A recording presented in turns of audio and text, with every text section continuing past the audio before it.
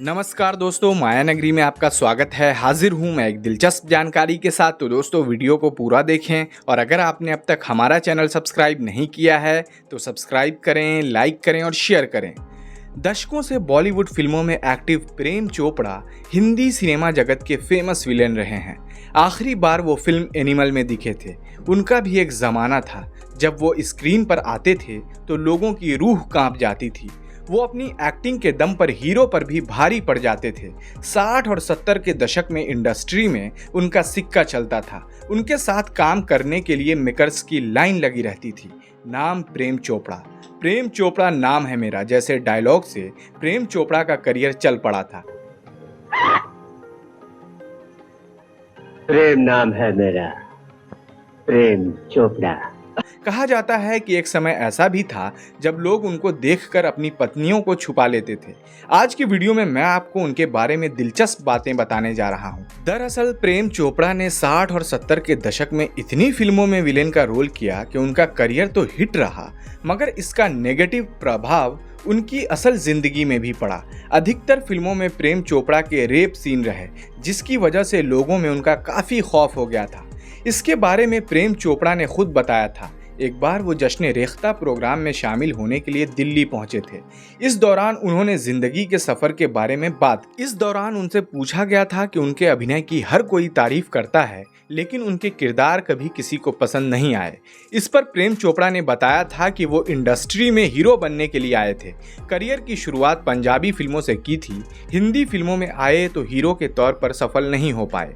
प्रेम चोपड़ा ने आगे बताया था कि बाद में उन्हें नेगेटिव भूमिकाएं मिलने लगी और जब उन्होंने उन किरदारों को निभाया तो उनका जादू चल पड़ा। इसी बीच उनसे सवाल किया गया था कि उनकी ऑन स्क्रीन नेगेटिव छवि को गंभीरता से लिया गया, तो इस पर उन्होंने रिएक्शन देते हुए हामी भरी थी और कहा था कि ये कई बार होता था जब लोग उन्हें देखते ही अपनी पत्नियों को पीछे छुपा लेते थे। इससे एक्टर को काफी हैरानी होती थी। ना तुम स्कूल की तरफ गई और ना ही मुखिया के घर गई, वरना वो दोनों जगह का सन्नाटा तुम्हें ये बता देता। प्रेम चोपड़ा जब विलेन के रूप में छा गए तब राजेश खन्ना का हीरो के रूप में नाम दौड़ रहा था। दोनों को साथ लेकर बनाई गई फिल्में जब सफल होने लगी तो उन्हें लकी पेयर माना जाने लगा। दोनों ने 19 फिल्में साथ में की, जिसमें से 15 सुपरहिट रहीं। राजेश खन्ना जब कोई फिल्म साइन करते तो प्रोड्यूसर्स उनसे हीरोइन का नाम नहीं पूछते, बल्कि ये पूछते कि क्या प्रेम चोपड़ा इस फिल्म में हैं। प्रोड्यूसर्स का मानना था कि दोनों साथ हों तो फिल्म के सफलता के अवसर बढ़ जाते हैं। राजेश खन्ना और उनके बीच गहरी दोस्ती थी और राजेश खन्ना की मृत्यु तक ये दोस्ती कायम रही।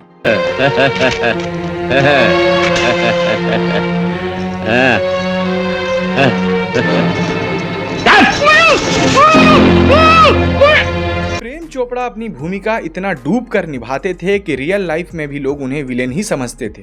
ज्यादातर उन्होंने महिलाओं पर बुरी नजर डालने वाली खलनायक की भूमिकाएं निभाईं। जब भी वो अपने दोस्त या रिश्तेदार की पार्टियों में जाते थे तो महिलाएं उनसे खौफ खाकर छिप जाती थीं।